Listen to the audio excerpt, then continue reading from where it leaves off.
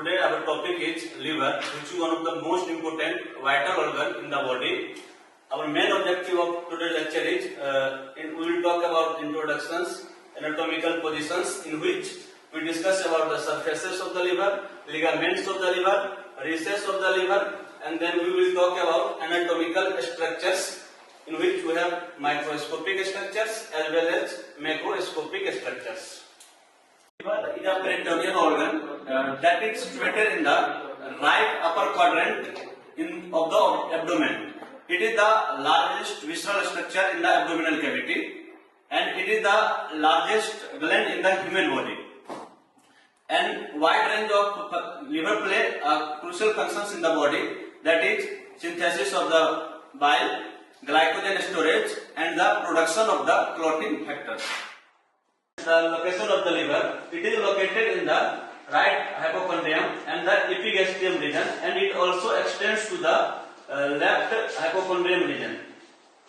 So, next topic is liver surfaces. The surface of the liver are described by their external features and adjacent structures. There are two surfaces. First one is the diaphragmatic surface, and second one is the visceral surface. When we talk about the diaphragmatic surface, it is the anterior-superior surface of the liver, and it is its characteristic of the diaphragmatic surface. It is that it is smooth and convex and fitting snugly beneath the curvature of the diaphragm.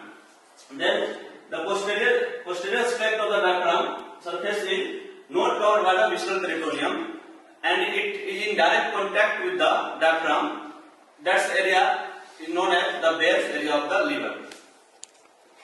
Next one is the visceral surface, that is called the posterior-inferior surface of the liver. With the exception of the fossa of the gallbladder and the porta hepatis, it is covered with the peritoneum.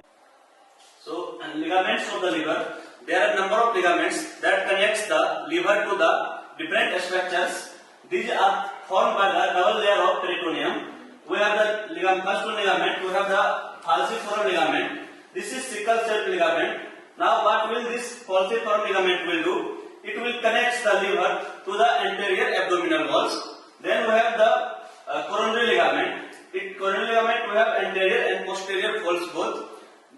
Coronary ligament attaches the superior surface of the liver to the inferior surface of the diaphragm and demarcates the bare area of the liver. Next one ligament is the triangular ligaments, left and right triangular ligament. The left triangular ligament, it is formed by the union of the anterior and posterior layers of the coronary ligament at the apex of the liver, and attaches the left lobe of the liver to the diaphragm.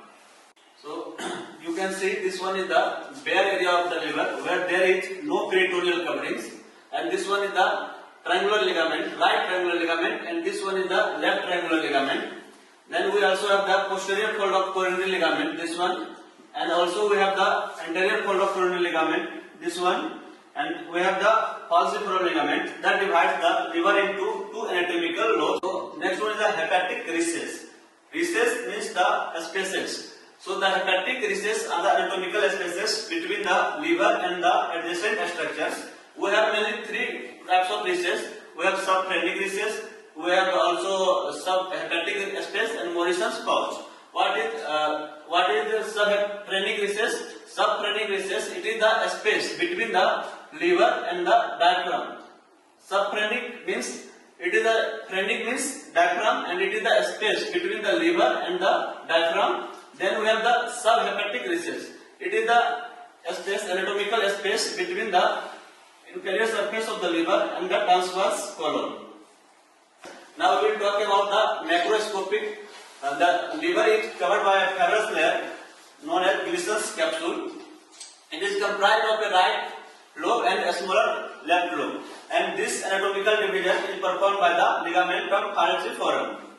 Now we have the two anatomical lobes within the right lobe, that is the caudate lobe and the quadrate lobe.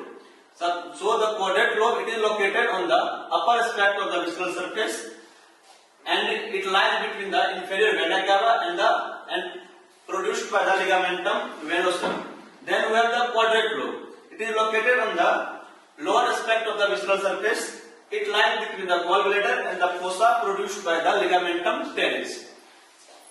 Now we will talk about the microscopic structures. Microscopically, the cells of the liver is known as the hepatocytes. It is arranged into the lobules. These are the structural units of the liver. So, hepatocyte, it is called as the structural unit of the liver. And each anatomical lobe is hexagonal shaped and drained by a central vein. At the periphery of the hexagon are three structures collectively known as the portal triad. So the portal triad is formed by the three main structures, that is the hepatic portal vein, we have the hepatic artery, and we have the bile duct. So arteriole, it is a branch of the hepatic artery, and venule, a branch of the hepatic portal vein, and bile duct, a branch of the bile duct leaving the liver. That's the main three structures that form the portal triad, that is bile duct, we have the hepatic portal vein, and we have the hepatic artery. The portal triad also contains lymphatic vessels and also the vagus nerve, that is the parasympathetic vagus nerve.